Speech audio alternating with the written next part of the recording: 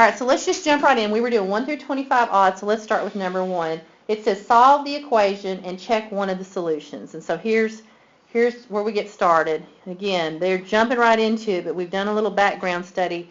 If you're absent, you might want to go watch some of those overall videos. I may even try to record something, but we tried and it glitched. iPad glitched, so because the internet kind of went off for a while, so that hurt us. Now, what are my choices on solving here? What do y'all think? We're just trying to solve it because it says solve. You can do the Pythagorean. The quadratic formula, you mean? Yeah. Okay, because it's a square. It's a quadratic equation, so we can do the quadratic formula. We could complete the square. How many of you have enjoyed completing the square lately? Maybe one of you, I'm guessing, and maybe 4 of you not so much, if I'm guessing. Usually people don't enjoy completing the square so much. Now, if this factored, we could see if it factored, but we could spend a lot of time to find out that it, doesn't factor, basically. Because I've got the cheat sheet, I've got the answer key, so I can tell you it doesn't factor. I could try, but it would be time spent in vain. So here's what I'm going to do. The only thing I really got here that I want to use is the quadratic formula, so sing it with me. X equal negative b plus or minus the square root of b squared minus 4ac all over 2a.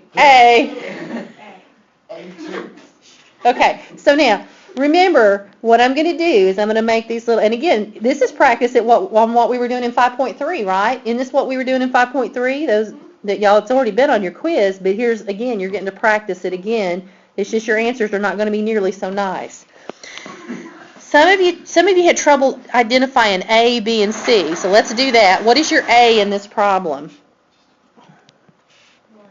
It's 1. Remember, I'm going to try to write it up here. It's just squishing it in is going to be hard. You can copy ax squared plus bx plus c. My A is 1.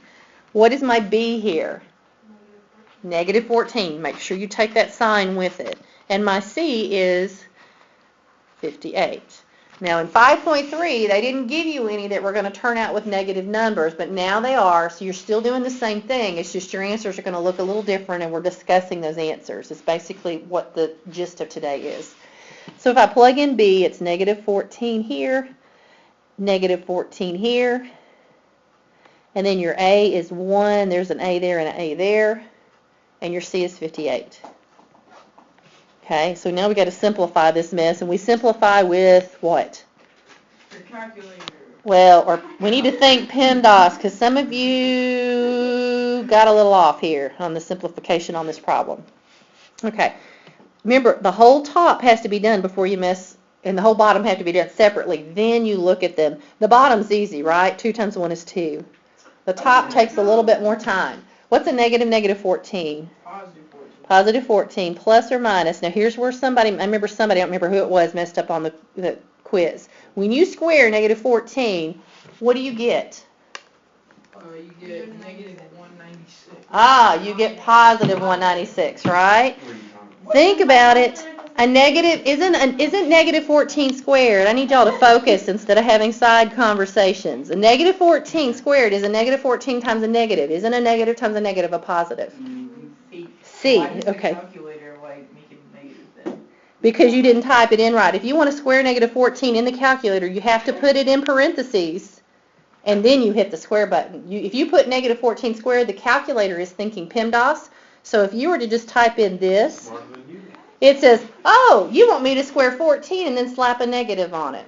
If you got a negative number and you want to square it in the calculator and you don't have to want to think about the sign, you got to put the whole thing in parentheses, okay? All right, so that's maybe why, that's why you can't let your calculator do your thinking for you. You really got to understand what's going on, right? Okay, so minus. Now, on the second part of that top, underneath the radical, 4 times 1 times 58, we're going to subtract it because there's a negative there. 4 times 58 basically is 232.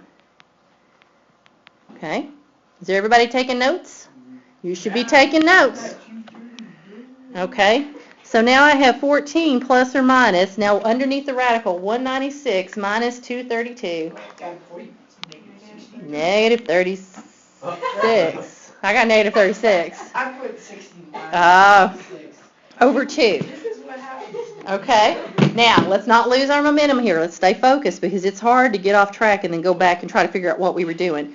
Now, that plus or minus, the radical that comes after it, this negative square root of negative 36, couldn't I divide that into the square root of negative 1 times the square root of 36? Isn't that what we practiced on the board? And that didn't get saved on a video, so sorry if you're absent.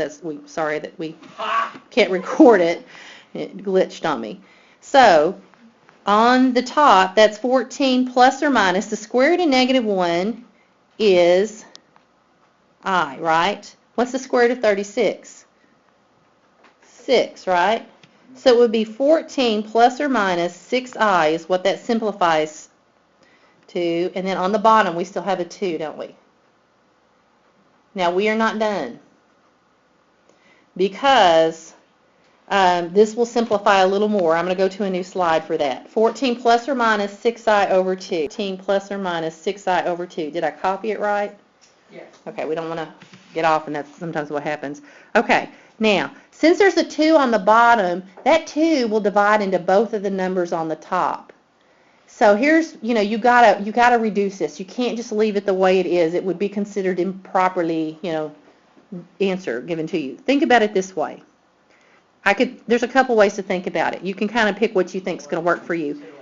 Couldn't I factor out a 2 on everything on the top? If I take a 2 out of everything, because it is the GCF, greatest common factor. Can you divide everything by 2? You can. I'm going to do that in a minute. First, I'm going to factor it out and show you why it works, okay? Show you on the board. 2 times 7 is 14. And then I have my plus or minus. If I have that 6 and I factor a 2 out of the 6, what is 6 divided by 2? 3i. Now, do you see that if I factor it out, now I can cross the 2's out. And my answer would be 7 plus or minus 3i. That means I have 2 solutions. Are these x-intercepts, by the way? Are they real numbers? No. They are our solutions, but they're not x-intercepts because when you get imaginary numbers, that means you don't have any real solutions. You have 2 imaginary solutions. That was what was on your quiz, right? See how that relates to what was on your quiz? So we know that there's 2 solutions here. One of my solutions is 7 plus 3i, and one of my solutions is 7 minus 3i. Lazy math guy just doesn't like writing them out, but there are 2 solutions there, and they are imaginary numbers. That's why when you were looking at that b squared minus 4ac, if it came out to be negative, we said there were 2 imaginary solutions. Didn't we have like a negative 36 here when we did underneath the radical look? Didn't all that simplify to negative 36? And didn't we get 2 imaginary solutions? Okay, that's what we kind of were practicing a little bit in 5.3 with that discriminant. Now we're seeing it happen. That's not going to be fun. If you check the solution, and I'm not going to require you to do it, but if you wanted to know how to do it, 3i. So let's put it in. 7 plus 3i. So it was x squared minus 14x plus 58 is equal to 0. I'm not going to require you to do that on the homework, but I actually picked 2 problems. Just pick 2 problems and do it, okay? I want you to practice it a little bit, but I don't want you to make your life miserable. Okay, one of the x's is 7 plus 3i. So I do want you to and you can use this as one of the 2 maybe that you check if you're copying it and taking notes like you should be. Now 2 times 7 plus 3i squared means there's 2 copies of 7 plus 3i, right? Okay, and then I have minus 14 times 7 plus 3i plus 58 is equal to 0. Okay, so if I want to simplify this and see if it works, what I want to know is the left side equal to the right side if I'm checking my work, because right here I'm checking my work. So here we go. Please quit goofing off and take notes. Take notes. Oh, all right, so let's multiply this out and check it really quickly. 7 times 7 is 49. 7 times a plus 3i is a plus 21i. Now I'm going to distribute the plus 3i. Plus 3i times 7 is another 21. I'm sorry, is another one 21i, right? If you multiply that out. 3i times plus 3i would be plus 9i squared. Okay, we'll simplify that a little bit more in a minute. Let's keep going here. Don't we distribute this negative 14 also? Negative 14 times 7 is negative 98, I believe. If I mess up, let me know. Negative 14 times plus 3i would be a minus 42i. And then I got plus 58. And what I want to know, does this equal 0? If it equals 0, then the number I plugged in was the solution. Okay, let's combine some like terms. I got 21i and 21i here. What does that add up to? 42i. I got a plus 42i, but look down here.